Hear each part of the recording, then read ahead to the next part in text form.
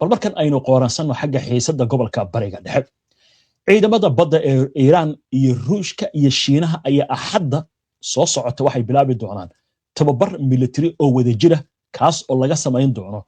gacanka Hormuz xilli ay sii kordhayso xiisadda amni ee gobolka ilo wareedyo la hadlay telefishinka Al Jazeera ayaa sheegay in ciidamada badda Iiraan maalmaha soo socda ay fulin doonaan dowladtusi military oo ka dhici doona sidoo kale badda Oman iyo waliba badweynta Hindiya carbiskan oo kuwa sanadla ah ayaa waxaa ka qayb qaadanaya ciidanka badda ee ilaalada kacaanka islaamiga ee Iiraan iyo kuwa caadiga ah ee dalka iyadoo ay weheliyaan cutubyo badeed oo ka socda Ruushka iyo Shiinaha sidoo kale wakaaladda wararka ee Noor oo laga leeyahay Iiraan ayaa xaqiijisay in dowladtusadan saddex geesoodka ay si gaar ah uga dhici doonaan meel u dhow marin biyoodka Hormuz oo ah marin istiraatiiji ah oo ganacsi oo markaasi si weyn maraakiibta shidaalka qaada ay u isticmaali doonaan calaamadan waxaynu saarnay waa labada markab ee Shiinaha uu leeyahay oo dirbaba soo gaaray badda cas rali ahada waa aaga badda Oman waxaana la sheegayaa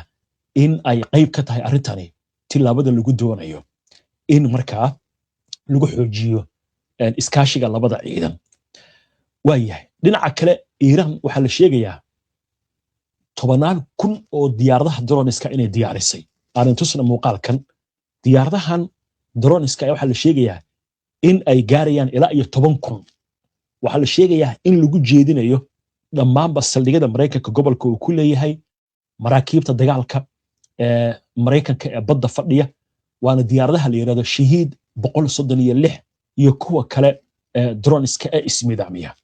shalay wararka ugu dambeeyay waxay sheegayaan in durbaba 1,000 kamida diyaaradahan droniska lagu wareejiyay ciidanka Iiraan arintan waxay leeyahay waxay qayb ka tahay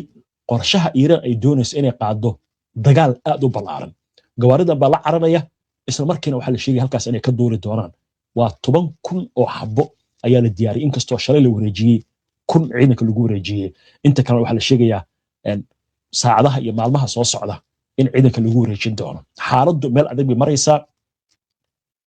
barnaamijyadan ugu dambeeyay waxaan kugu soo gudbinay afayeenka ciidanka ilaalada kacaanka islaamiga Iiraan oo yiri madaxweyne Trump ha iska ilaawo intuu weerar qaado 2 saac kadib inuu Twitter wax ku qorqoro macnaha waxa weeye dagaalka muddo dheer buu soconayaa weey waayahay maxaa ugu dambeeya oo kale oo warar iyo xagga Israa'iil baynu eegaynaa wargeyska Maarif ayaa waxa uu sheegayaa in Mareykanka ay suurtagal tahay inuu weerar ku qaado Iiraan saacado ama maalmo gudahood warbixintu waxa intaasi ku dartay in Israa'iil isu diyaarinayso difaac iyo weerar labadaba iyadoo feejignaan xoogan ku jirta taasi oo ku aadan jawaab kasta oo ka timaada Iiraan ama xulafadeeda gobolka sidoo kale telefishinka Kanal 12 ee Israa'iil laga leeyahay ayaa isna wuxuu baahiyay in tilaabo military oo Mareykanku qaada hadii ay dhacdo ay u badan tahay inay noqoto mid xadidan ama kooban isla markaasna aysan horseedi doonin in meesha uu ka baxo nidaamka kacaanka islaamiga ah ee Iiraan ila Israa'iiliin ayaa waxay xuseen in Tel Aviv ay sugayso go'aanka madaxweynaha Mareykanka Donald Trump kaas oo horey u muujiyay inuu diiradda saarayo bartilmaameedyo gaar ah sida xarumaha nuclearka iyo nidaamka gantaalada ballistic ah warbixinadu waxay ka digeen in weerar kasta oo Mareykanku uu qaado uu kicin karo jawaab celinta Iiraan oo ay ku jirto weerar lagu qaado Israa'iil taasi oo furi karta marxalad cusub oo dagaal isla markaasna keeni karta dagaal ballaaran oo ka qarxa gobolka bariga dhexe way Israa'iil ma doonayso arrintaas weerarku inuu noqdo weerar kooban Trump wuxuu qorsheynayaa baa leeyahay xarumaha nuclearka iyo in la burburiyo nidaamka gantaalada difaaca laakiin arrintan su'aal baa la iska weydiinayaa waxa leeyahay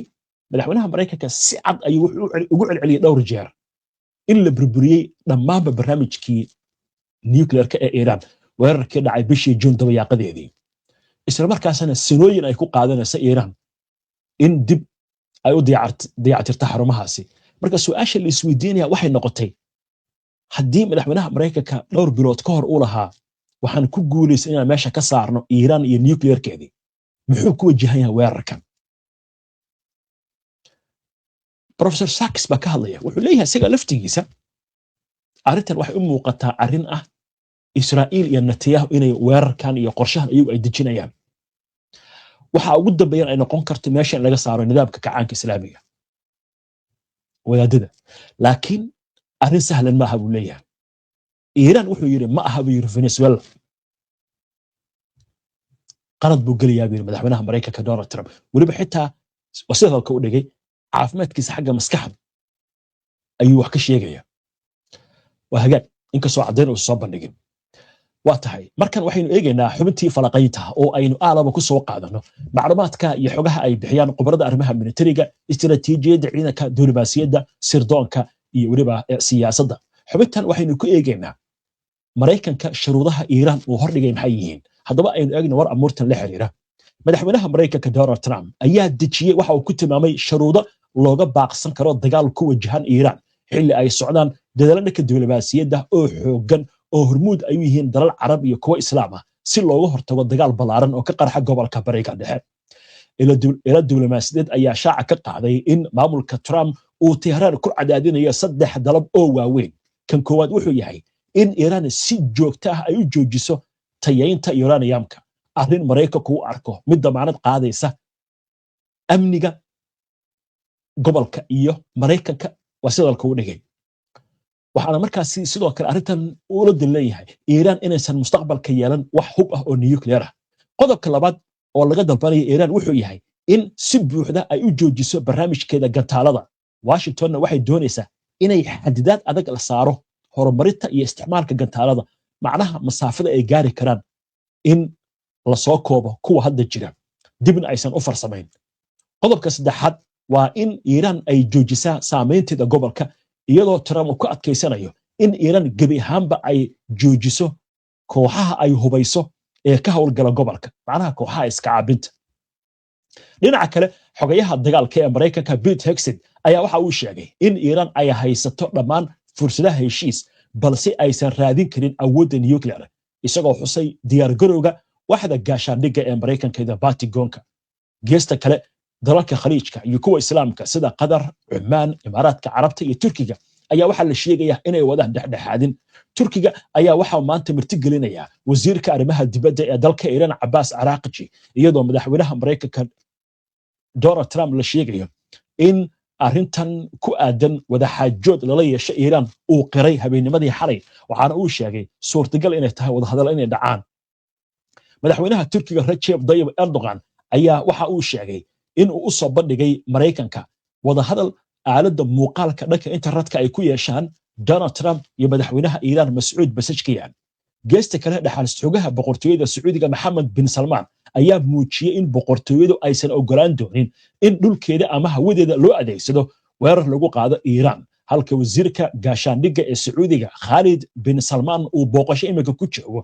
magaalada Washington suuqyada caalamka ayaa durba walaac weyn muujinaya iyadoo qiimaha saliidda iyo dahabkuna ay sare u kaceen gaar ahaan shidaalka haddii dagaal uu dhaco waxa la leeyahay cawaaqib dhaqaale oo aad u foolxun mid amni iyo mid siyaasadeed oo baaxad leh ayaa imaan kara arrintaasna waxay ku yeelan kartaa